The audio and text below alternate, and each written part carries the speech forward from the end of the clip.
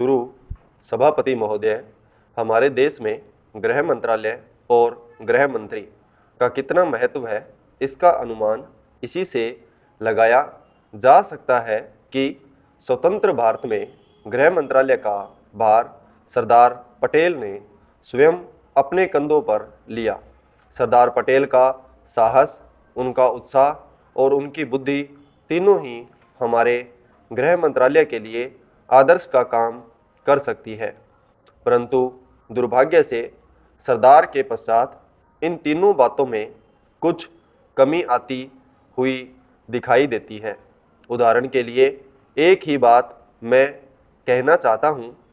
1962 में जब हमारे देश पर चीन का हमला हुआ तो 14 नवंबर 1962 को हम सब ने इसी सदन में खड़े होकर एक प्रस्ताव पास किया था, जिसके शब्द थे, भारत की भूमि जब तक हम शत्रु से स्वतंत्र नहीं करा लेते तब तक हमारा यह संघर्ष बराबर जारी रहेगा, भले ही वह कितना ही लंबा क्यों न हो।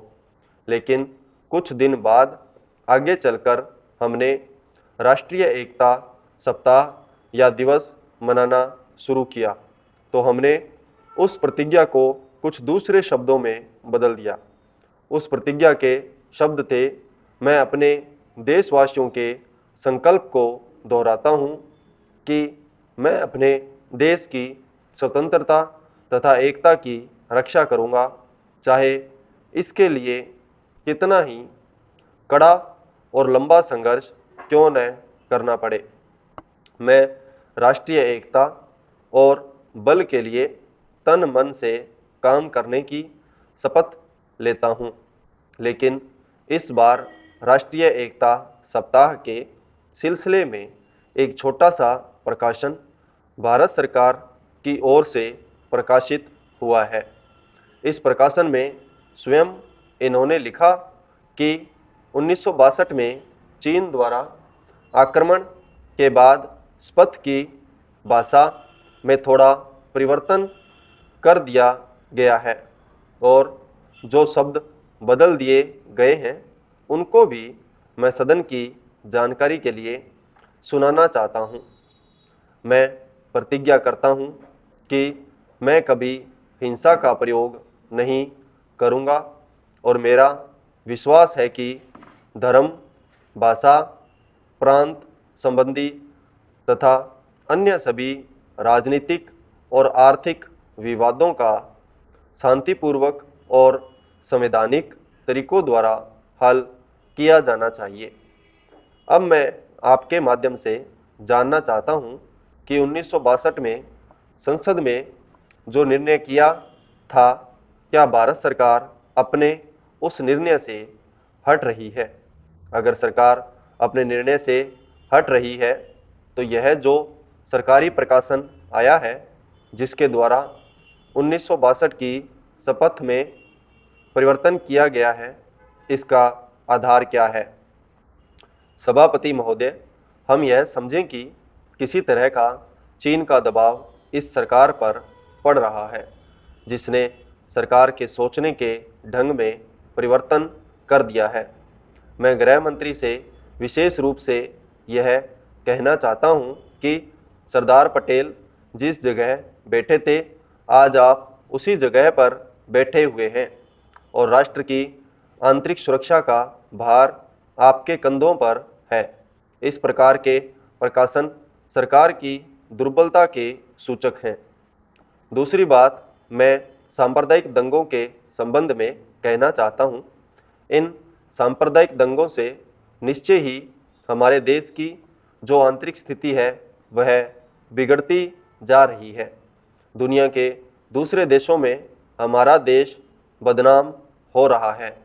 सबसे पहले मैं गृह मंत्री महोदय से कहना चाहता हूं कि अब जितने सांप्रदायिक दंगे हमारे देश में स्वतंत्रता के बाद हुए, गृह मंत्रालय इस बात की जानकारी ले कि इनका प्रारंभ कहां से होता है और कौन उनको प्रारंभ करता है। अगर इस देश का बहुमत उनको प्रारंभ करता है तब तो मेरा कहना यह है कि बड़ी कड़ाई से उन पर काबू किया जाना चाहिए।